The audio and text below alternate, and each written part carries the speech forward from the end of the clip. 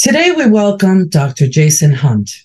He is the founder and CEO of Campcraft Outdoors, a bushcraft gear manufacturer and a survival training provider in Kentucky. Jason is the author of The Gospel of Survival, a book demonstrating the biblical mandate for survival and preparedness skills training while providing a practical framework for family-based training and skill development. He is also the co-author of Bushcraft First Aid with Dave Canterbury and has worked with National Geographic Television and is a regular contributor to various survival and preparedness magazines. He serves as the lead pastor of 122 Revival Center in Bethlehem, Kentucky. Welcome, Dr. Hunt, to our show. Thank you very much. Glad to be here. So tell us, Dr. Hunt, what is the gospel of survival? Well, of course, gospel means good news. So I have good news about survival skills for you today. When we look at the book of Genesis, chapter 3, the first thing that God did before removing Adam and Eve out of the Garden of Eden was he taught them how to make clothing of animal skins. A lot of us remember that story. Well, the word make is a saw in Hebrew, which actually means to fully transmit an entire process through toil or effort. So the picture that's really painted there is that God sat with them and actually taught them how to make these things. So if you think of that and break that down a little bit more, he taught them primitive survival skills. He had to teach them how to find the right animal, harvest the animal, how to make needle, thread, how to tan the hide, how to make the knife, all these things that are involved. So the first thing God did was teach Adam and Eve survival skills so they could endure apart from his presence. And that's kind of the way we've been ever since. Throughout history, of course, we've relied on survival and self-reliant skills because we're not in the immediate presence of God, and that was part of the fall. Well, Thomas Aquinas had a great theological concept for that. It was called Exodus et Reditus. The way in which you depart is the way in which you're going to return, right? Wonderful, yes. Yeah. So we departed with survival skills, and as God gets closer to his return, we're going to need them survival skills again to get ready for it. And we're certainly in a time where I think more people are recognizing that. But I love the fact in your work, as I was researching you, Doctor, your connection between spirituality and the Bible and Scripture and the way that we need to prepare today in modern times. And that's something that Pastor Sean from our church has also, I mean, he speaks very highly of you and your work, is to be really prepared for almost anything. And I'll share a little secret most of our fans don't know about me. My maiden name in Greek means tanner, because somewhere along the line in my family lineage, we were tanners. So, wow. Living off the land the way God intended, this is the Garden of Eden for his children, and being able to provide, it's a certain type of ecology, isn't it? It's a give and take between the environment, which is such a blessing.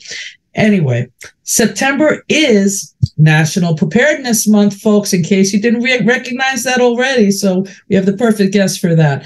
What is your long-term food storage ideas that you can provide to our viewers? I think people are really concerned about that these days because of the issues of what's going on with food sources, our farms, and certainly right now what's going on in India with they're not exporting rice, and it's going to get worse, it seems. So what is your advice?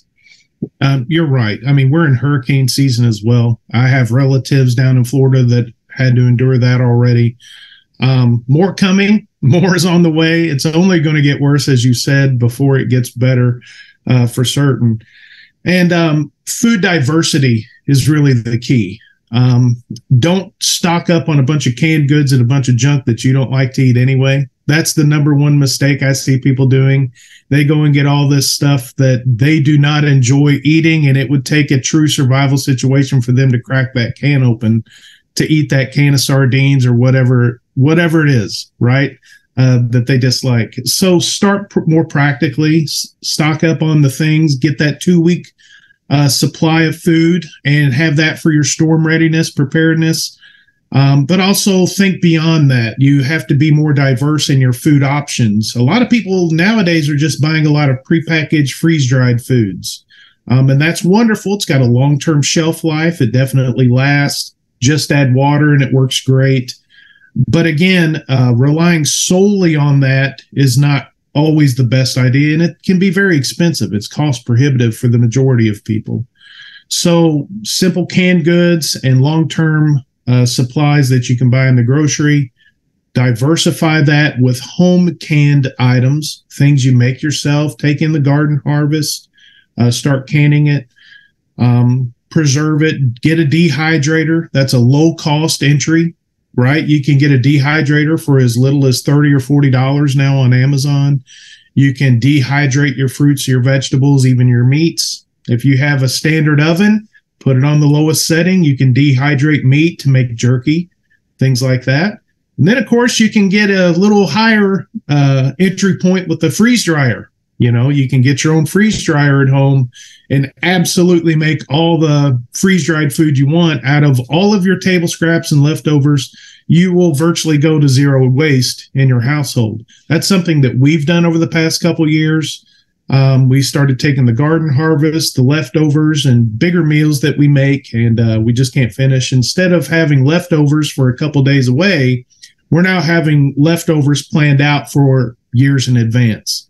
So that's been a huge blessing. The cost, you know, the entry level cost, $3,500 or so for a decent one, is definitely made up very quickly if you're using it effectively.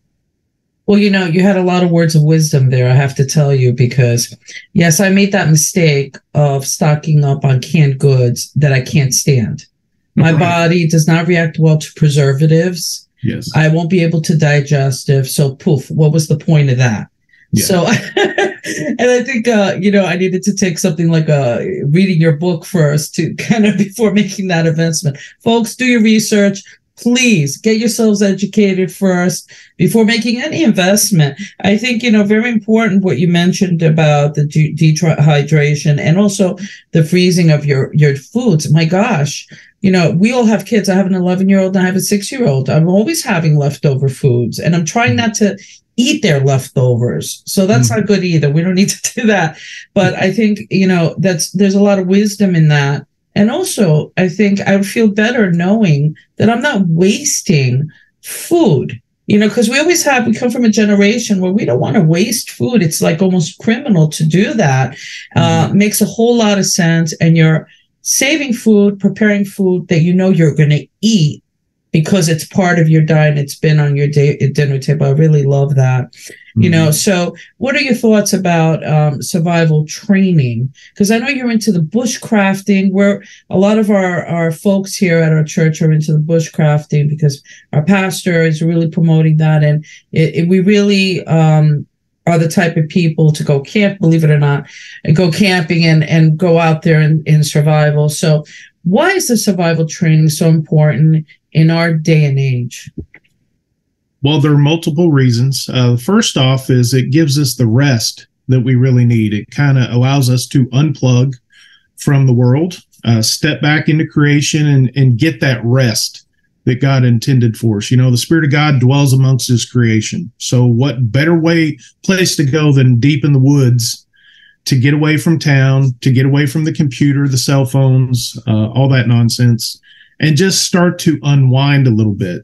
And I can tell you a night or two away can work wonders for the average person. It allows you there's a lot of scientific benefits to grounding, walking barefoot on the earth. You know, it just allows you a full recharge to get out there in nature. So that's one of the main benefits is your health and mental well-being. But the survival training in and of itself, it just allows you to build repetition and the core skills, how to make a fire, how to purify water, how to improvise a shelter out of whatever resources you have available. So these are important things because there may be a time where we have to evacuate our home. We have to go on the run for a short period or maybe make it to a relative's house or friend's house. We may be pushed out of a certain area for whatever reason, natural disaster or civil unrest. It could be anything. Having some core survival skills will help manage those issues much more effectively than no training at all. Around here in Kentucky, the saying is a country boy can survive. And, out here, we're used to just running around, picking up a shotgun and running into the woods and thinking we can hunt whatever we want and just camp, because that's kind of how we play. That's the day-to-day around here. But the reality is everybody's relying on being able to go back home. Bullets, you run out of them. And once everybody's doing it for the exact same reason, food becomes really scarce really fast. So again, we rely back on the preparedness, which is part of survival. And then we have to understand that all the way back to where we opened the gospel of survival, God gave 3 holidays that are survival-based holidays. It's called Passover, Pentecost, and Sukkot. Passover, we're very familiar with the story of Moses. It's a bug out. It's a bug out rehearsal. It is an annual holiday cycle that God wanted his people to prepare for and to practice. And most of us that are Christian are only familiar with the Jewish version of that. And, they have their own rules surrounding that. But when we break it down to simply scripture and read it and do it exactly as it says, it reconnects us to that annual training cycle. And so we're practicing to bug out every spring. In the middle of summer, we have Pentecost. And that was, they had depleted all the resources they had from Passover. They were now making their way out into the desert. It took them a while to get there, 50 days, till they got to Mount Sinai. God showed up on the mountain, but it wasn't until Moses went up the mountain for an additional 40 days the first time. He came back, broke the commandments because everybody messed up already. Then he went back up for another 40 days. So they were there for 120 days, just camping around a mountain in the middle of the desert. Do you think some survival and bushcraft skills were being used? Absolutely. They survived. Yeah, they endured, right? And they were depleting their resources and they were complaining the whole time. So God was showing them how to get water from rocks. He had to provide manna and quail and things like that, of course, along the journey. But beyond that, there's a lot of trapping skills during that time. Water filtration, showed them how to do that at Mara when they encountered the bitter water. And then we have Sukkot, which is a fall festival. And that simply is you go out into the woods, build a shelter, and live in it for a week. And that is an annual reminder or rehearsal. They call it Moed, appointed time, where you are to remember the bug out rehearsal that you did in the spring. So it was a time of remembrance for wilderness wandering of ancient Israel. So by going out and living in the shelter for a week, you're supposed to build it like you would bushcraft a normal shelter. You decorate it with the seasonal produce. So your garden vegetables, your pumpkins, your gourds, corn stalks, all that kind of stuff. You can use all that and decorate it. And it says if we do it, God promises to come and be there with us. It's the only holiday he actually says, I promise I'll manifest myself to you. That's huge because it's that important of a holiday even to him. And it's the only one even after he returns that we'll still be celebrating. So in the book of Revelation, it says those that don't send their ambassadors up to Jerusalem to worship at his feet won't receive rain on their land that following year. So that's how important Sukkot is to God. So we have 3 annual training cycles, one for emergency skills or survival skills, one for bushcraft in the middle of summer and learning to rely on local resources to craft what we need to endure. And then Sukkot, which is really more of a wilderness living phase. We got the survival skills. We got bushcraft skills. Now we're reaping the harvest from our gardens and just living out in the woods, almost looking back to the Garden of Eden type living situation. And God promises to meet with us. And this is a practice or a rehearsal everybody is supposed to do year after year. And that gets them in tune with God's calendar. Well, that's amazing information. I am very compelled with what you're telling us because it all makes sense. I mean, we go through scripture. When I read it, I'm almost done with your book. It's very great. I hope everybody goes out there and reads the Gospel of Survival, because it's really right up everybody's alley. Okay, it makes so much sense. But I'm curious, because in providing the fundamentals of modern survival, you provide also tips on how to train children. I found this very fascinating. Can you share one important tip that we can do with our children that makes a whole lot of sense? A tip that's not in the book is probably one of the more important to get our kids started on young, and that is the mindset skill of adaptability and critical thinking.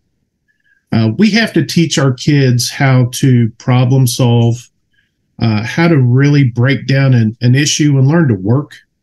Kids today, I deal with adults that are retiring from high-paying jobs in my survival training classes, and they come to me for ministry training and things like that later on in life, and they still don't understand how to actually work, what labor really means.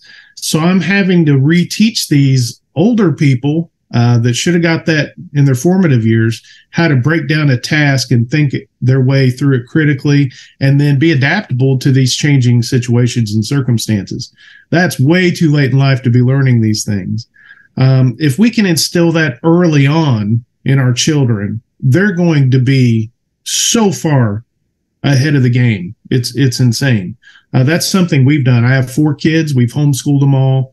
And we instilled those skills right away. And, my 15-year-old, he'll be 16 next month.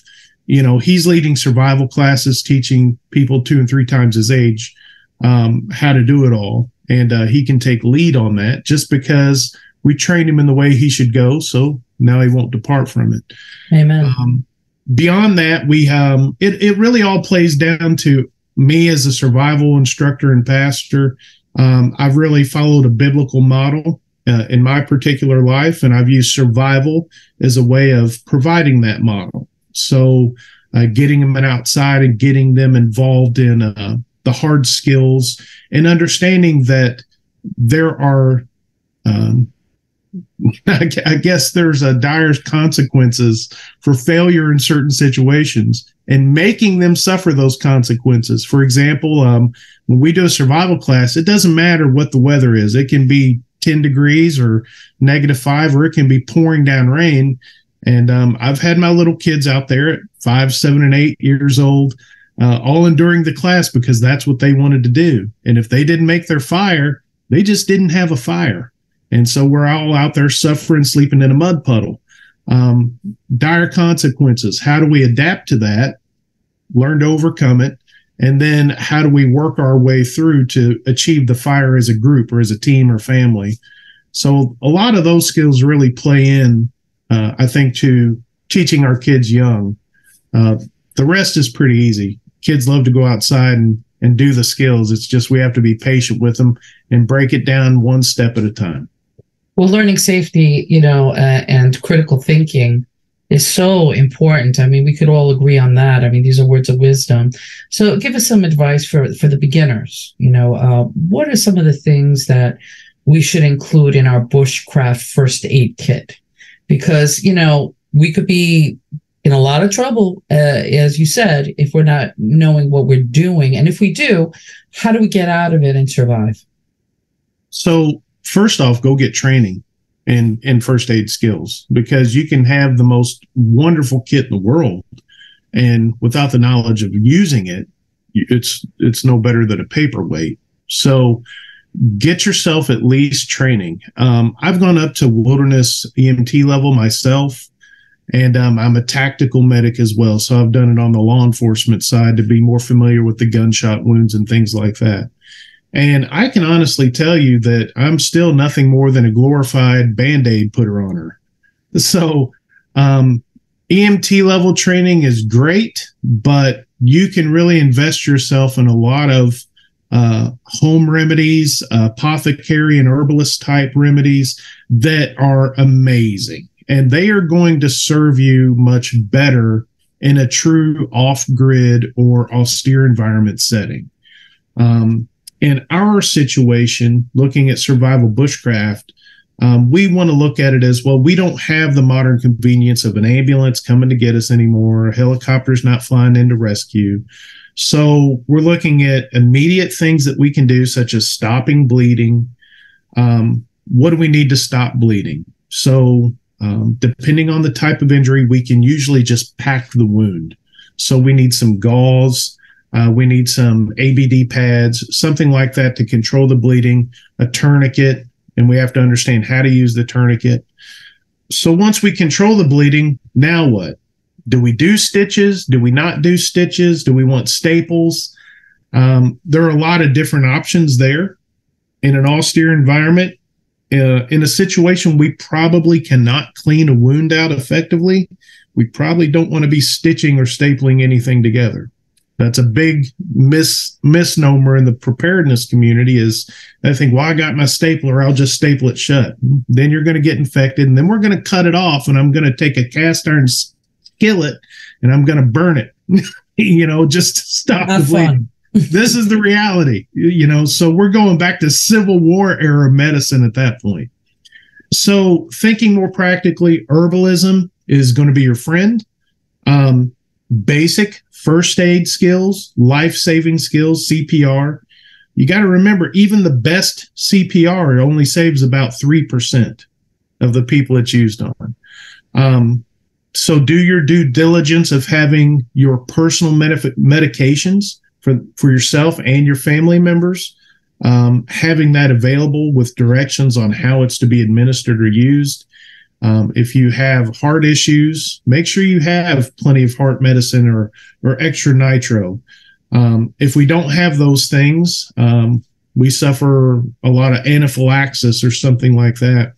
We may not have it. What are some hacks that we could use, like liquid Benadryl for some relief, if we can use it effectively enough? Sometimes that's not enough. Can we get it administered to where we could give a shot of it? Can we get a hold of that and have that available? So you have to decide pretty early on, do you want to be the medical provider for yourself, for your friends, for your group? All of that really plays in. So any prepackaged first aid kit that you buy off the shelf is going to be just fine for the average consumer.